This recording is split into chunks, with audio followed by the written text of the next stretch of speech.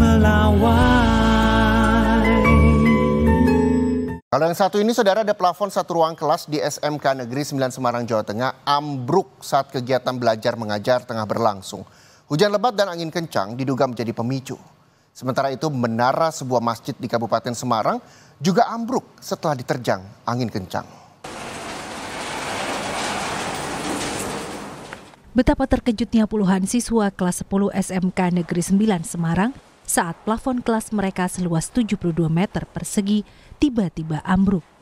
Kegiatan belajar mengajar mendadak bubar karena seisi kelas berusaha menyelamatkan diri. Para siswa kemudian dipulangkan lebih awal. 2 siswa yang terluka ringan dibawa ke rumah sakit terdekat. Ruang kelas yang atapnya ambrol terletak di lantai 2 bagian belakang sekolah menampung 36 siswa. Bangunan yang sudah berusia 20 tahun itu sebelumnya tidak pernah menunjukkan tanda-tanda kerusakan.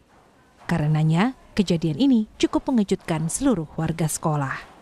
Hujan deras dan angin kencang selama libur Isra Miraj dan Imlek diduga memicu plafon rusak hingga akhirnya ambruk.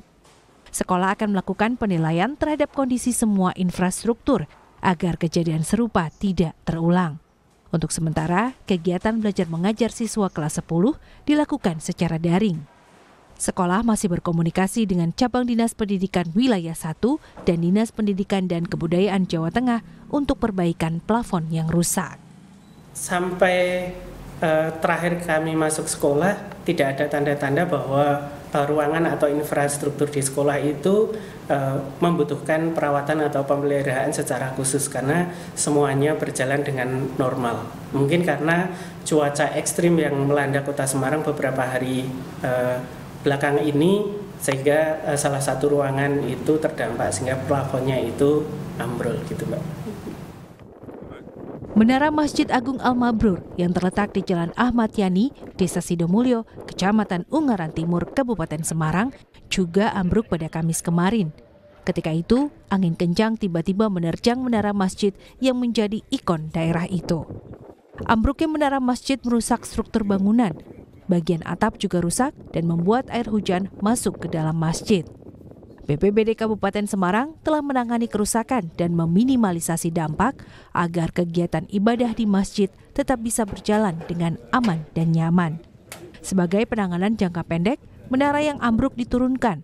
Area bekas menara kemudian ditutup agar air tidak masuk saat hujan turun. Langkah yang kita ambil yang pertama adalah menurunkan menara supaya lebih safety. Kemudian nanti ketika menara sudah turun, bekas menara akan kita tutup menggunakan terpal sementara waktu sampai menunggu pembenahan dari pihak masjid sehingga ketika turun hujan tidak terjadi kebocoran. Pengurus masjid akan mengintensifkan pemeliharaan bangunan agar kejadian serupa tidak terulang. Tim Liputan Kompas TV.